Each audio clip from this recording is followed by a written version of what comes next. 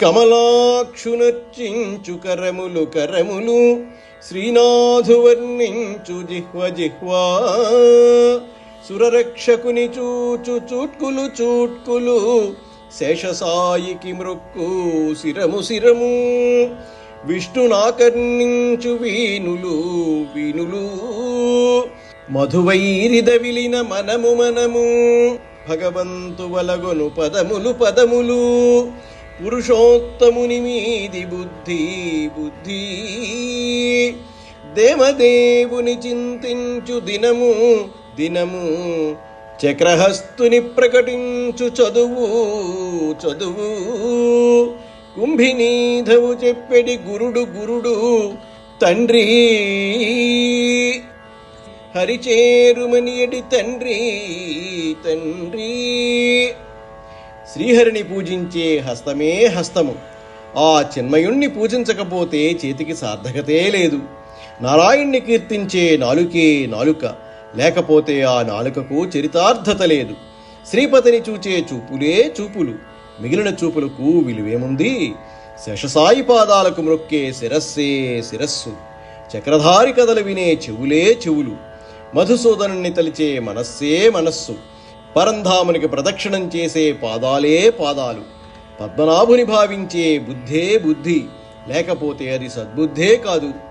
అంబుజాక్షుని గూర్చి ఆలోచించే దినమే సుదినం, లేకపోతే ఆ దినము దుర్దినం.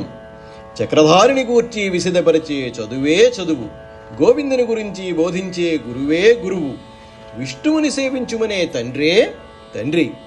మానవ శరీరంలోని మనస్సు, శిరస్సు, కాళ్ళు, చేతులు, చూపులు, చెవులు, నాలుక, బుద్ధి ఒకటేమిటి? సమస్త అవయవాలు ఆ హరిధ్యానంలో పరవశమైపోవలసిందే. లేకపోతే అతడు భగవంతుని విషయంలో కృతజ్ఞుడే. ప్రతిదినమందు ప్రతి చదువులోనూ హరినామస్మరణమే కావాలి. ప్రతి గురువు, ప్రతి తండ్రి హరిబోధే చేయాలి. కంజాక్షునకు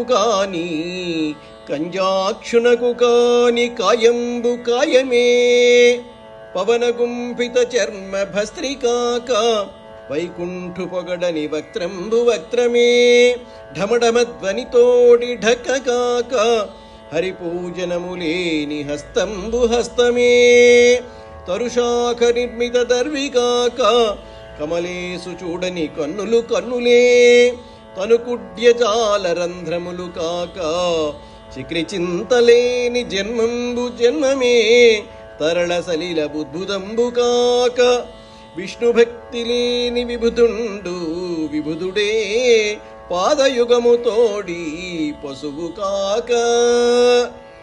శ్రీపతిని సేవించని శరీరము శరీరమే కాదు, అది కేవలం గాలి నిండిన కొలిమి తిత్తి. వైకుంఠుని స్తుతించని నోరు నోరే కాదు, అది ఢమఢమం రోగే వట్టి ఢక్క మాత్రమే.